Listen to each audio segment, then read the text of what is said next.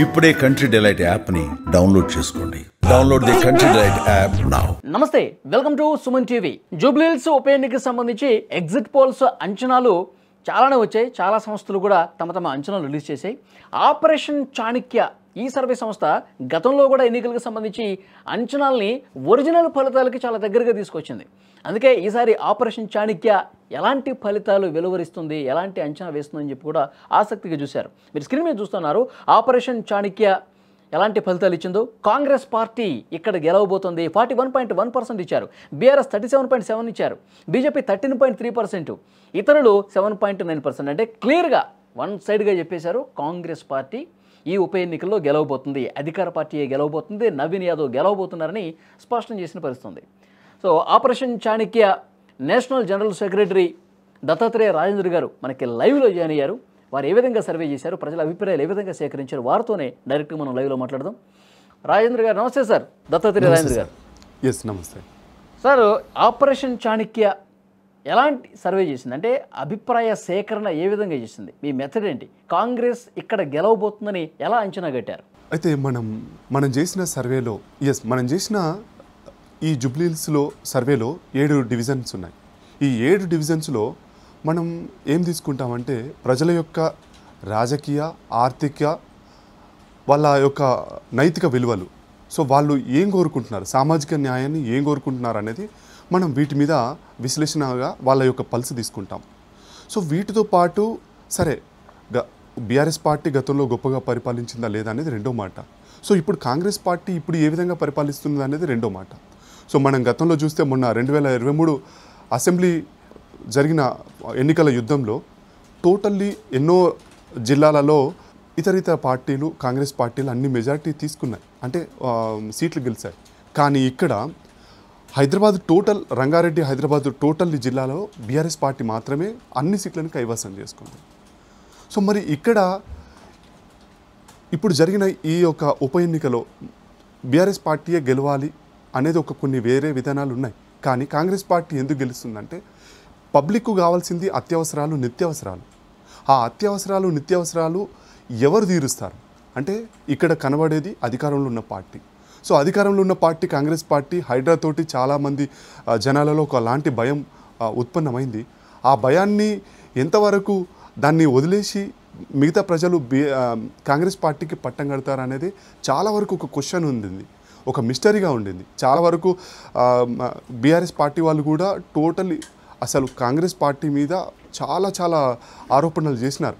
అసలు ఇంకా మీరు ఒకవేళ కాంగ్రెస్ పార్టీకి ఓటేస్తే మీ ఇండ్లని కూల్చేసుకోవడానికి సిద్ధంగా ఉన్నట్టే, హైడ్రాకి ఇంకా ఫుల్ సపోర్ట్ ఇచ్చినట్టే. కాబట్టి మీరు జాగ్రత్తగా ఆలోచించి బీఆర్ఎస్ పార్టీకే వేయండి, మీ యొక్క అభివృద్ధి మేము గతంలో ఎంతో చూసుకున్నాము, ఇంకా ఈ 3 ఏళ్లలో కూడా కాంగ్రెస్ పార్టీ ఉండదు, మేమే వస్తాం అన్నంత ఎన్నో మాటలు కేటీఆర్ గారి వారి యొక్క పబ్లిక్ స్పీచ్ అనేది చాలా జనరంజకంగా కొనసాగింది.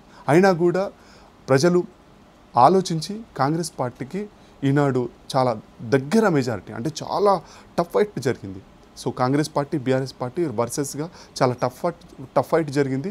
ఈ ఫైట్లో చాలా అత్యల్ప మెజారిటీతో, ఎందుకంటే బీఆర్ఎస్ పార్టీ కూడా ఏం తక్కువేం కాదు.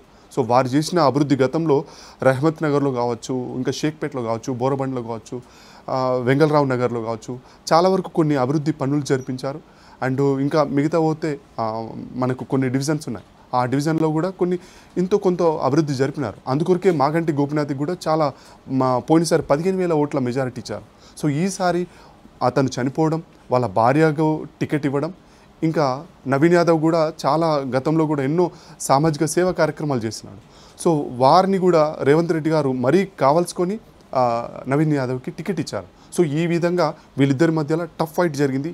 ఈ ఫైట్లో అత్యల్ప మెజారిటీతో కాంగ్రెస్ పార్టీ విజయం సాధించబోతుంది. అత్యల్పం అంటే మ్యాక్సిమం 8,000 ఓట్ల మెజారిటీ. యాక్చువల్గా అధికార పార్టీ మీద చాలా విమర్శలు చేశారు. అధికార పార్టీ పూర్తిగా ఈ 2 సంవత్సరాల్లో కూడా అటర్ ఫ్లాప్ అయిపోయింది, ప్రజలు పూర్తిగా నెగిటివ్తో ఉన్నారని చెప్పి ఇలాంటి ప్రొజెక్షన్ జరిగింది. బీఆర్ఎస్ పార్టీ నుంచి ఇలాంటి విమర్శలు వచ్చినాయి. కానీ వీటిని ఏమాత్రం కూడా ఎందుకని పరిగణలోకి తీసుకోలేదు ప్రజలు? ప్రజలకు కావాల్సింది ఒకటేనండి, వాళ్లకు అత్యవసరాలు, నిత్యావసరాలు మెయిన్. ఇప్పుడు కాంగ్రెస్ పార్టీ రాష్ట్ర వ్యాప్తంగా ఎలా పరిపాలిస్తుంది అనేది వాళ్ళకి అవసరం లేదు. బీఆర్ఎస్ పార్టీ వాళ్ళ యొక్క పరువు ప్రతిష్ట గెలవడం అనేది ప్రజలకు సంబంధం అవసరం లేదు. సో వాళ్ళకి కావాల్సింది ఏంది, నవీన్ యాదవ్ అనే వ్యక్తిని గెలిపించుకుంటే, అంటే కాంగ్రెస్ పార్టీని గెలిపించుకుంటే ఇక్కడ హైడ్రా అనే ఒక భయం ఉంది. ఆ భయాన్ని రేపొద్దున ఇక్కడ మాగంటి సునీత గారిని గెలిపించారే అనుకోండి, రేపొద్దున హైడ్రా తోటి ఇక్కడ ఎన్నో అక్రమ ఇళ్ల కట్టడాలు ఉన్నాయి, పేదలు మధ్యతరగతి వాళ్ళు నిర్మించుకున్నారు. సో వాళ్ళకి అమ్మిన వాళ్ళు కూడా కొంత రియల్ ఎస్టేట్ మాఫియా వ్యాపారులు కూడా అడ్డికి సౌసరు ఎన్నో ఫేక్ డాక్యుమెంట్లతో కూడా అమ్మేసినారు. సో అది ఇంకా ఇక్కడ బోరబండ చెరువు ఉన్నది, ఆ చెరువుని ఆల్మోస్ట్ కబ్జా చేశారు. సో ఇట్లాంటి ఎన్నో కబ్జాలలో పేదవాళ్ళు మధ్యతరగతి వాళ్ళు నివాసమై ఉన్నారు. ఇక్కడ 80% మంది మధ్య పేదతరగతి వాళ్ళే, ఎన్నో జిల్లాల నుంచి వచ్చి ఇక్కడ వలస వచ్చి ఇక్కడ బ్రతుకుతున్న వాళ్ళే. హైడ్రా అనేది జూబ్లీహిల్స్ నియోజకవర్గంలోకి రాకూడదు అంటే కాంగ్రెస్కే ఓటు వేయాలని ఫిక్స్ అయ్యారంటారా?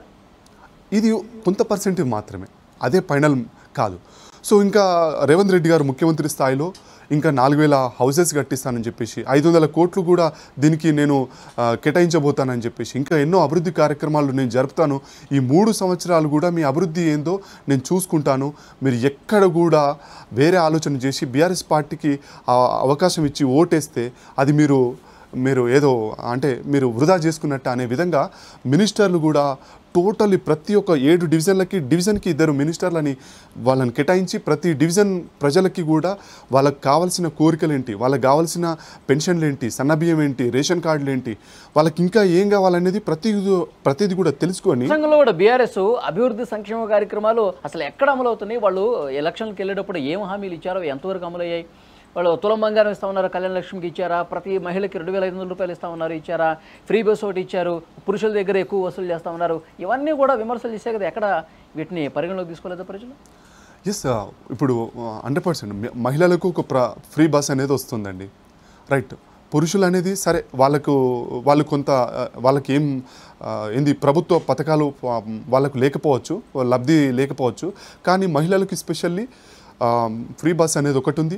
రెండోది సన్న బియ్యం అనేది, దొడ్డు బియ్యం గత కాలంలో ఇప్పటి వరకు ఎవరు కూడా ఇవ్వలే, దొడ్డు బియ్యం అనేది ఉన్నది, ఇప్పుడు సన్న బియ్యం ఇవ్వడం కానీ వాళ్ళకు అత్యధికంగా రేషన్ కార్డులు ఇవ్వడం కానీ ఇందిరమ్మ ఇల్లు కూడా కట్టించడం కానీ జరుగుతున్నది. గతంలో డబుల్ బెడ్రూముల అనేది బీఆర్ఎస్ గవర్నమెంట్ సిటీ అవతల బిల్డప్ చేయడం జరిగింది, అది ఎవరికి రావాలనో వారికే వచ్చినాయి. అంటే బీఆర్ఎస్ పార్టీ యొక్క కార్యకర్తలకు లేదంటే నాయకుల యొక్క వాళ్ళ కింద పనిచేసే వాళ్ళకే వచ్చినాయి, కానీ నిజంగా బూత్ స్థాయిలో ప్రజలకు జరగలేదు. కాబట్టి సో ఇక్కడ ఇందిరమ్మ ఇల్లు అనేది నేను ముఖ్యంగా కేటాయిస్తానని చెప్పేసి వాళ్ళు ఎస్పెషల్లీ రేవంత్ రెడ్డి గారు హామీ ఇవ్వడం జరిగింది. ప్రజలు ఎందుకు యాక్సెప్ట్ చేయలేదంటారు? మీరు ఇక్కడ కాంగ్రెస్ పార్టీ నవీన్ యాదవే గెలుస్తారన్నారు, మాగంటి గోపీనాథ్ 3 పర్యాయాలు హ్యాట్రిక్ కొట్టారు సార్. ఇప్పుడు అదే మాగంటి గోపీనాథ్ గారి సతీమణి నిలబడటం, మహిళ తర్వాత మాగంటి గారు లేకపోవటం, ఆ సెంటిమెంటు ఎందుకు వర్కౌట్ కాలేదంటే ఏం చెప్తారు? రైట్. అయితే ఇక్కడ సానుభూతి అనేది మనం రాజకీయంగా చూసుకోకూడదు. సానుభూతి అంటే కొన్ని చోట్ల వర్కౌట్ అవుతుంది, అన్ని చోట్ల వర్కౌట్ అవుతుంది. ఇంకేంది స్పెషల్ ఏంటంటే ఈ మెట్రోపాలిటన్ సిటీలలో, ఒక అర్బనైజేషన్ కలిగిన సిటీలలో సానుభూతి అనేది పనికిరాదు. ఈరోజు సానుభూతి అనేది ఈరోజు అన్నం తినిపిస్తుంది కావచ్చు, రేపు ఎల్లుండి అవతల ఏంటనేది ప్రజలు క్వశ్చనైజ్ చేసుకుంటారు. వాళ్ళకి కావాల్సింది వాళ్ళ అవసరాలు తీర్చే పార్టీ, వాళ్ళకి ఇంకొంచెం వాళ్ళ డెవలప్మెంట్ కోసం ఏమి నిధులు ఇస్తారు, ఏం పనులు చేస్తారు అనేది ఒకటి. రెండోది సానుభూతి అనేది భర్త చనిపోయిన ఒక సానుభూతి అనేది ఒక మహిళకు అది వస్తుందని మనం చాలా వరకు అనుకుంటాం. ఇక్కడ మీరు దుబ్బాకలో చూసినట్లయితే రామలింగారెడ్డి గారు చనిపోయిన తర్వాత వాళ్ళ భార్య సుజాతకి అవకాశం ఇస్తుందని అనుకున్నాం. చాలా రఘునందన్ రావు గారి మధ్య సుజాత గారి మధ్యలో చాలా టఫ్ ఫైట్ నడిచింది. చాలా తక్కువ మెజారిటీతో 1000 ఓట్లతోటి రఘునందన్ రావు గారు 1800 ఐ థింక్ ఆ ఓట్లతోటి గెలవడం జరిగింది. ఇక్కడ కూడా సునీత గారు అనేది సానుభూతి అనేది మాగంటి గోపీనాథ్ గారి మీద ఒక సానుభూతో ఒక గొప్ప ఇష్టముతోటి జరిగింది, అయిపోయింది. ఇక్కడ సానుభూతి సునీత గారికి ఈక్వలెంట్గా నవీన్ యాదవ్ గారికి కూడా ఉంది. నవీన్ యాదవ్ గారు కూడా గతంలో పోటీ చేశారు, ఓడిపోయారు. వాళ్ళ తండ్రి చిన్న శ్రీశైలం యాదవ్ గారు కూడా ఎన్నో సామాజిక కార్యక్రమాలు చేస్తూ ఉన్నారు. ఇక్కడ జూబ్లీహిల్స్ ఇక్కడ బస్తీవాసులకు అందరికీ కూడా వాళ్ళు సుపరిచితం, వాళ్ళ కుటుంబం వాళ్ళ ఖాందాన్ని కూడా సుపరిచితం. నవీన్ యాదవ్కు కూడా ఇక్కడ బస్తీవాసి, యూసఫ్ కూడా వాసి. అండ్ మాగంటి గోపీనాథ్ కమ్మ క్యాస్ట్కు చెందిన వాళ్ళు సెటిలర్స్. అండ్ సునీత గారి కూడా ఒక స్లాంగ్ చూసినట్లయితే ఆమెది ఆంధ్ర స్లాంగ్ వస్తుంది. సో ఇక్కడ వాళ్ళకు కావాల్సింది మాస్ లాంగ్వేజ్, ఇక్కడ మాస్ తెలంగాణ వాళ్ళు ఉంటారు. ఆ లాంగ్వేజ్ అనేది అంటే మనం తెలంగాణ కోసం ఒక ఆంధ్ర తెలంగాణ వాళ్ళకు యుద్ధం జరిగినట్టుగా సునీతని కూడా యాక్సెప్ట్ చేయలే. ఆనాడు సరే యాక్సెప్ట్ మాగంటి గోపీనాథ్ గారు ఆయన సొంత చరిష్మ కాదు, బీఆర్ఎస్ యొక్క చరిష్మని మాగంటి గోపీనాథ్ గారి మీద ఇక్కడ ఈ జూబ్లీహిల్స్ ప్రజలు వారి మీద బీఆర్ఎస్ పార్టీ మీద చూపించడం, దానికి తోడు మాగంటి గారు ఉండడం. సో రాజు ఎవరైనా సరే పంక్తిలో రాజు మనవాడైనప్పుడు పంక్తిలో ఎక్కడ మనం కూర్చున్నా మనకు భోజనం మనం కడుపు నిండుతున్నట్టుగా మాగంటి గోపీనాథ్ గారి మీద కూడా అలాగే చూపించారు. ఆయన సెటిలరా ఆంధ్రానా చూడకుండా. సో ఇక్కడ సునీత గారి మీద సానుభూతి ఎంత ఉందో అండ్ నవీన్ యాదవ్ గారి మీద అంతే సానుభూతి ఉంది. మళ్ళీ అధికారంలో ఉన్న కాంగ్రెస్ పార్టీ కాబట్టి ఎన్నో కారణాలతోటి సో ఇక్కడ నవీన్ యాదవ్ గారికి పట్టం కట్టడం జరగబోతుంది. నవీన్ యాదవ్ గారు గెలుపు 100% ఇక్కడ ఆయన గెలవబోతున్నారని చెప్తా ఉన్నారు.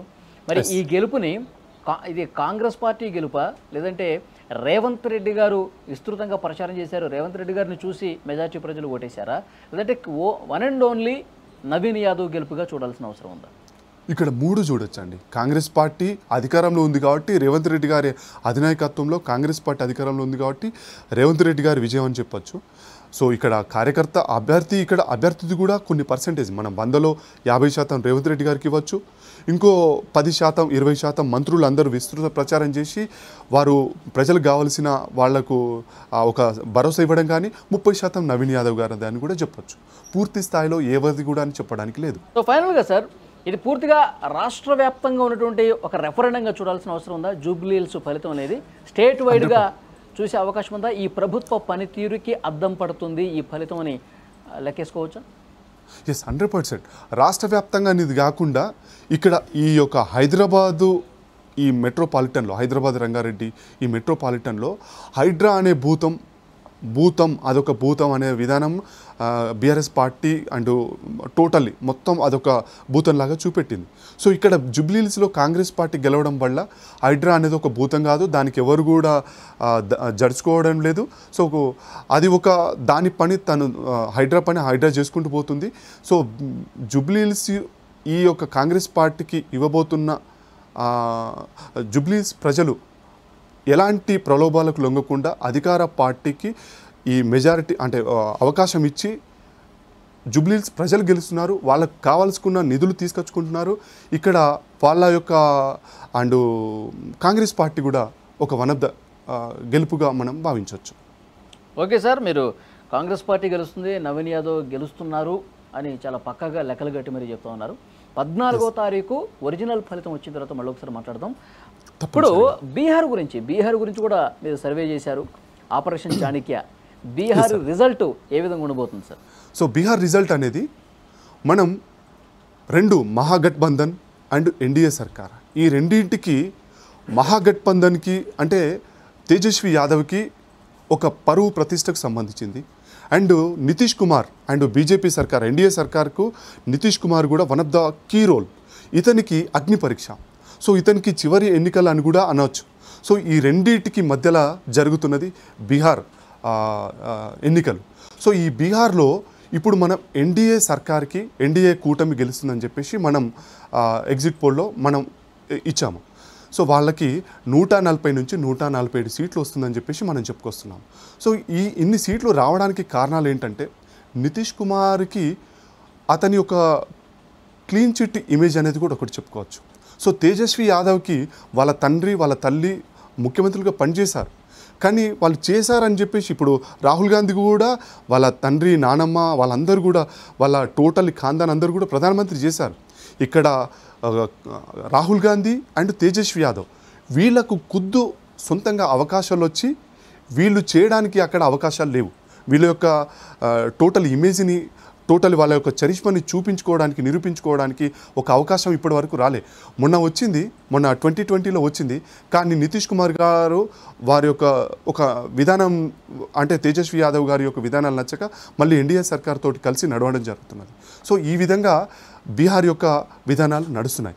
రెండోది, నితీష్ కుమార్ మీద 20 సంవత్సరాలుగా పరిపాలిస్తున్నారు. నితీష్ కుమార్ మీద ఒకటి ఏంటంటే అక్కడ ఉన్న ప్రజలకు ఒక విసుగు ఉంది, కానీ ఒక కోపం అనేది లేదు. సో అదే గతంలో లాలూ ప్రసాద్ యాదవ్ మీద, రబ్బీదేవి మీద, జంగిల్ రాజ్, అటవిక పాలన అనే దాని మీద వాళ్ళకు కోపం ఉంది.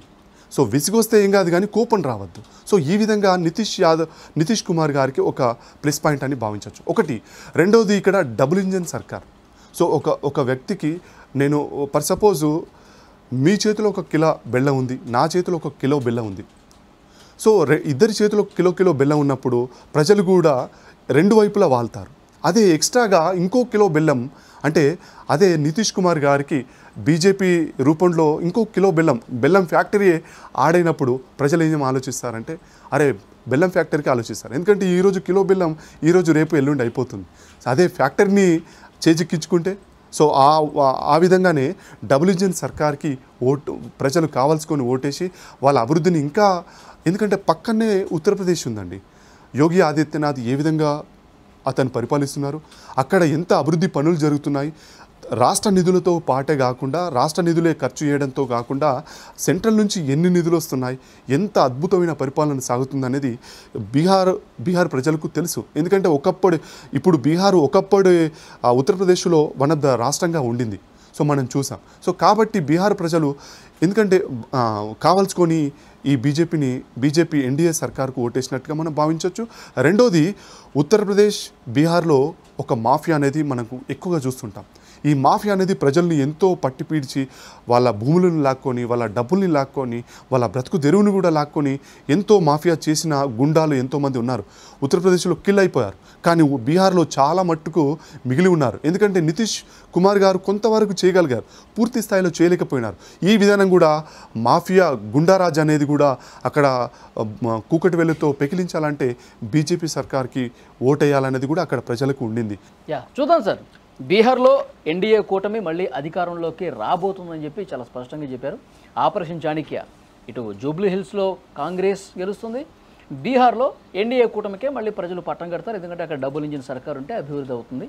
ఇక్కడ జూబ్లీ హిల్స్లో కూడా అధికార పార్టీకి ఇస్తే ఇక్కడ కూడా అభివృద్ధి జరుగుతుంది, సంక్షేమం అమలు అవుతుందని చెప్పి ఆ ఉద్దేశాలతో 2 చోట్ల కూడా అధికార పార్టీల వైపే మొగ్గు చూపిన పరిస్థితుంది. ఆపరేషన్ చాణక్య అది తెలియజేసింది. ఒరిజినల్ ఫలితాలు 14వ తారీఖు వస్తాయి కాబట్టి ఆ రోజు ఖచ్చితంగా మిమ్మల్ని మళ్ళీ ఒకసారి కాంటాక్ట్ అవుతాం. మీరు ఇప్పుడు చెప్పిన ఫలితాలకి 14వ తారీఖు ఫలితాలకు ఒక్కసారి కంపేర్ చేసి బేరీజు వేసి మళ్ళీ ఒకసారి మనం మాట్లాడదాం సార్. ఎంతవరకు నిజమవుతాయి మీ అంచనా అనేది ఆ రోజు మళ్ళీ ఒకసారి మనం డిస్కస్ చేద్దాం. లైవ్లో అందుబాటులోకి వచ్చి చాలా మంచిగా మీ సర్వేకి సంబంధించిన వివరాలు తెలియజేశారు. Thank you very much. Thank you so much.